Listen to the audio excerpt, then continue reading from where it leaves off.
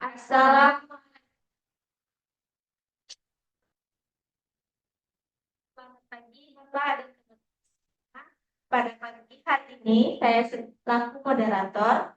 Perkenalkan, saya Irea Japanida dengan NIM 24042117 yang akan memandu presentasi kelompok 7 pada pagi hari ini. Baiklah, saya akan memperkenalkan anggota kelompok 7. Saya Rizky dengan NIM 24042166. Saya Rizky Santa dengan NIM 24042113 sebagai pemateri. Saya Yani Ramadana dengan NIM 24042089 sebagai pemateri. Saya Nurul Hidayati Salsabila dengan NIM 24042135 sebagai pemateri. Baiklah, pertama-tama saya mengucapkan terima kasih banyak kepada Bapak yang telah bergabung pada presentasi kelompok 7 pada hari ini. Baiklah, saya tidak akan memperpanjang kata mukadimah, langsung saja ke materi pertama yang akan disampaikan oleh Nurul. Kepada Nurul, dipersilakan.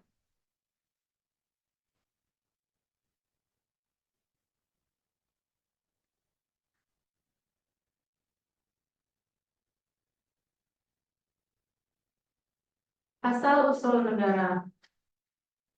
Secara garis besar, teori tentang asal mula negara dapat dikelompokkan dalam dua kelompok. Satu, teori yang bersifat spekulasi yang terdiri dari teori ketuhanan, teori kekuatan, dan teori yuridis. Teori yang bersifat historis, sosiologis disebut juga dengan sebagai teori evolusi.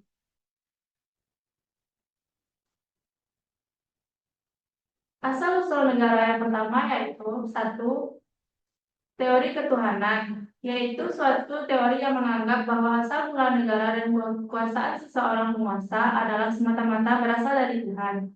Pelopor teori ini antara lain Agustinus, Thomas Aquino, dan Frederick Julius Stahl. Teori ketuhanan atau teokrasi pada prinsipnya mengandung tiga pokok masalah. Satu, negara itu dibentuk di bawah kuasa Tuhan. Dua, kekuasaan seorang raja adalah atas pemberian Tuhan. Tiga, mereka menganggap bahwa tidak ada kedaulatan selain kedaulatan. Asal-usul negara yang kedua yaitu teori kekuatan. Maksudnya, kekuatan menjadi sumber dan pencipta negara. Negara dilahirkan karena pertarungan kekuatan, di mana yang paling kuat yang akan merupakan pemenang dan sekaligus pembentuk negara. Faktor kekuatan itu juga dapat berupa kekuatan ekonomi dan kekuatan otak. Tokoh dari teori kekuatan antara lain Ludwig Gunklowicz, Karl Marx, H. J. Lasky, dan Machiavelli.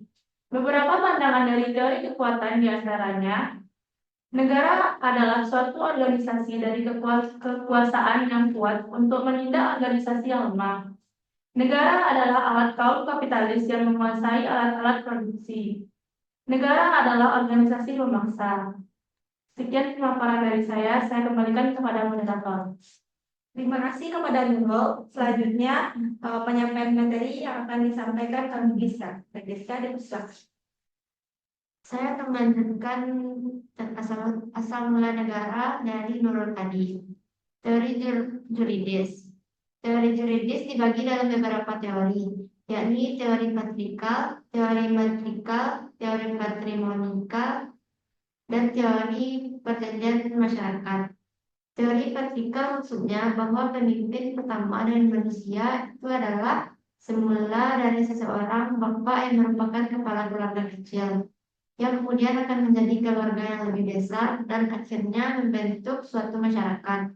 Dan masyarakat membentuk suatu negara dengan garis bapak sebagai pemimpin.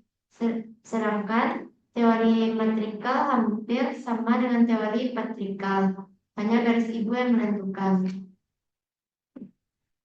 Teori perjanjian masyarakat atau kontrak sosial dan hukum alam. Pada pokoknya adalah negara merupakan hasil daripada perjanjian individu-individu yang pada mulanya tidak mempunyai suatu organisasi pemerintah. Yang pertama adalah teori ini pertama kali dikembangkan oleh beberapa ahli filsafat dengan tokoh utamanya adalah Thomas Hobbes, John Locke, and J.J. Rousseau. Teori ini mengemukakan bahwa negara didirikan atas dasar kesepakatan para anggota masyarakat. Mereka kemudian menyerahkan hak-hak dimilikinya untuk diatur oleh negara.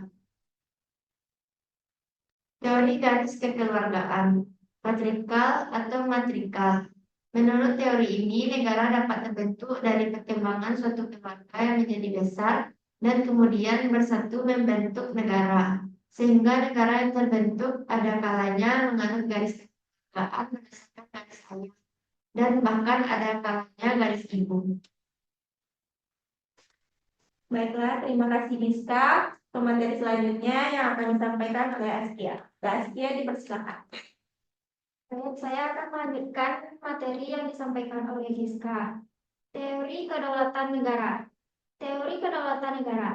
Berdasarkan teori ini, kekuasaan pemerintahan bersumber dari kedaulatan negara. Karena sumber kedaulatan dari negara, maka negara dianggap memiliki kekuasaan yang tidak terbatas.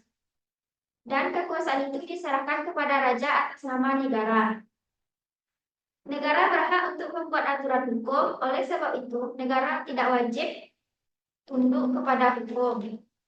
Teori kedaulatan ini pernah diberlakukan Rusia pada masa kekuasaan Tsar dan Jerman pada masa Hitler, serta Italia pada saat Mussolini berkuasa. Penganut teori kedaulatan negara adalah Georgi Jelinek dan Paul Lubeck. Yang kedua, syarat terbentuknya negara.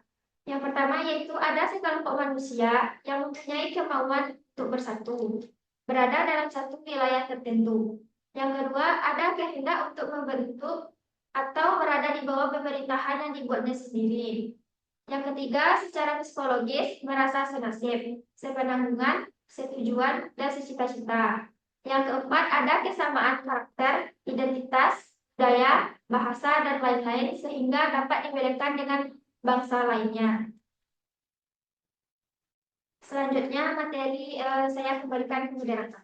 Terima kasih Askia. Materi selanjutnya yang akan disampaikan oleh Yuani. Kepada Yuani, waktu dan tempat dipersilakan. Saya akan melanjutkan materi dari Askia, yaitu syarat negara dan pemerintahan umum. Unsur-unsur terbentuknya negara dibedakan menjadi dua, yaitu unsur konstitutif atau keberadaannya mutlak harus ada, terdiri atas rakyat, wilayah, pemerintahan yang berdaulat. Kedua, unsur deklaratif bersifat formalitas karena diperlukan dalam rangka memenuhi unsur yang terdiri dari satu, pengakuan de facto, yaitu pengakuan menurut kenyataan yang ada. Misalnya pada tanggal 17 Agustus 1945 Indonesia menyatakan kemerdekaannya. Kedua, pengakuan de jure, yaitu pengakuan secara resmi. Menurut hukum, misalnya, Indonesia diakui secara resmi oleh Mesir pada tanggal 10 Juni 1947. Sekian, saya kembalikan kepada moderator. Terima kasih kepada Yani. Berakhir pula pemateri ini, berakhir pula presentasi dari kelompok 7. Kami berharap presentasi ini dapat memberikan informasi yang bermanfaat, membuka diskusi yang konstruktif. Setelah presentasi akan ada sesi tanya jawab, jadi silakan siapkan pertanyaan yang diajukan. Baiklah, kita akhiri dengan Assalamualaikum warahmatullahi wabarakatuh.